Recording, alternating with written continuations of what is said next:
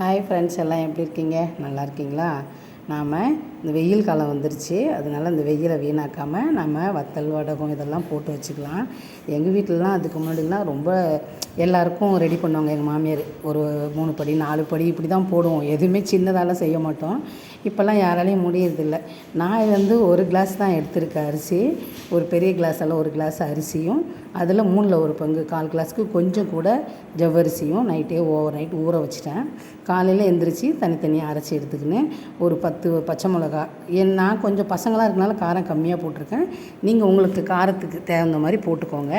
அதுக்கப்புறம் அடுப்பில் ஒரு குண்டானை வச்சுட்டு இதுக்கு வந்து அந்த 1 கிளாஸ் அரிசி எடுத்துருக்கேன் இல்லையா, அதுக்கு 16 கிளாஸ் தண்ணி ஊற்றுங்க.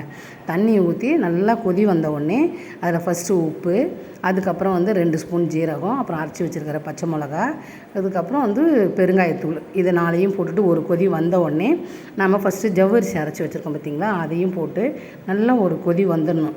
நல்லா வந்ததுக்கப்புறம் நம்ம அரிசி மாவையும் போட்டு அரைச்சி வச்சுருக்க அரிசி மாவையும் போட்டு கை விடாமல் கிண்டணும். ஏன்னா தண்ணி நல்லா கொதிச்சிட்டுனாவே சீக்கிரமாகவே வெந்துடும், ஒன்றும் பயம் இல்லை. நான் கொஞ்சம் விட்டாலும் அடியில் வந்து அடி பிடிச்சிரும். அதனால் நல்லா கிண்டிக்கினே இருந்தேன்னா 4 பக்கம் நல்லா தளன்னு கொதித்து வரும். மேலே அப்படியே கண்ணாடி பதம் மாதிரி தெரியும். இதுதான் இது வெந்ததுக்கான அடையாளம்.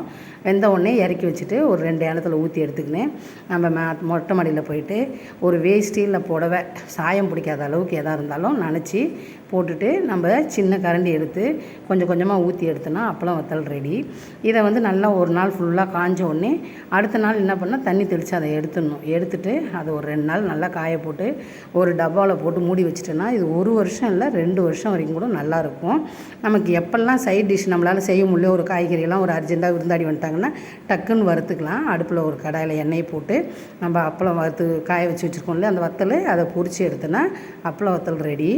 இது நல்லாயிருக்கும். சைட் டிஷ்ஷுக்கெலாம் வந்து நல்லா சூப்பராக இருக்கும். நம்ம கலவை சாதம்லாம் செஞ்சுட்டோன்னு வச்சுக்கோங்க, அர்ஜென்ட்டுக்கு செஞ்சுக்கலாம். எப்படி இருக்குதுன்னு செஞ்சு பாருங்கள். கமெண்ட் பண்ணுங்கள், ஷேர்